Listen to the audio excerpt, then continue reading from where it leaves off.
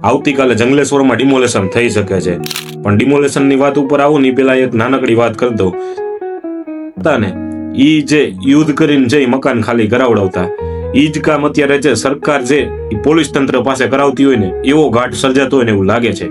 આ હું કામ કહું છું ને એનું પાછળનું કારણ કહું. આવતીકાલે જંગલેશ્વરમાં 1400 મકાન છે એ પાડવાની વાત ચાલે છે. એના માટે 1500 પોલીસનો કાફલો છે એ તૈનાત કરવામાં આવ્યો છે. સાથે મનપાના જે 1200 કર્મચારીઓનો સ્ટાફ પણ છે એ ભેગો કરવામાં આવ્યો છે. અને 200 થી વધુ 250 થી વધુ હું ભૂલતો ન હોય તો મશીનરી છે એ કામે લાગવાની છે આ બધું પાડવા માટે. સવાલ ખાલી મારો એટલો જ હતો, ઇનલીગલ છે પાડો વાંધો નથી, પણ જનતા છે એના અધિકારોનું શું? જે ગરીબ પરિવારો છે એના અધિકારો વિશે કોણ બોલશે ને? આ એક મોટો પ્રશ્ન છે.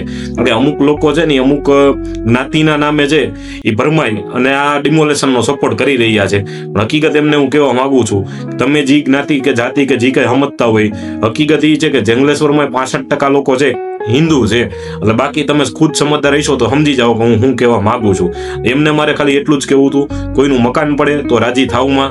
આની પહેલા પણ કીધું હતું, અમદાવાદમાં જ્યારે કોઈ પણ આરોપી હોય તો આરોપીને પકડવાનો હોય, નહીં કે એના પરિવારને રોડ ઉપર લઈ આવવાનો હોય. અમદાવાદમાં જ્યારે અમુક આરોપીઓના ઘરે બુલડોઝર આવેલા હતા ત્યારે મેં વિરોધ કર્યો હતો કે જે કોઈ આરોપી છે એમને પકડો, એમને સજા કરો, એનો વાંધો નથી. આરોપીનો જે પરિવાર છે એમને જે સજા ન થવી જોઈએ, એમની ગરીબ માં હોય કે એમની ગરીબ બેન હોય, એને જો તમે રોડ ઉપર લઈ આવતા હોય તો તમે જે ખોટા છો, તમે જે ખોટું કરી રહ્યા છો.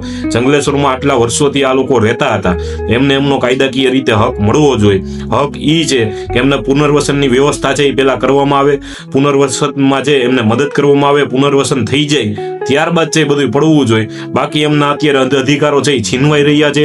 ભાજપ હોય, કોંગ્રેસ હોય કે કોઈ પણ હોય, એ લોકો આમાં બોલતા નથી અને એ બધાય બરોબરના જવાબદાર છે. આ ચોખ્ખી વાત છે. એટલે ખાસ કેવું હતું કે જે કોઈ ડિમોલેશન થઈ રહ્યું છે બિલકુલ ગેરકાયદે છે.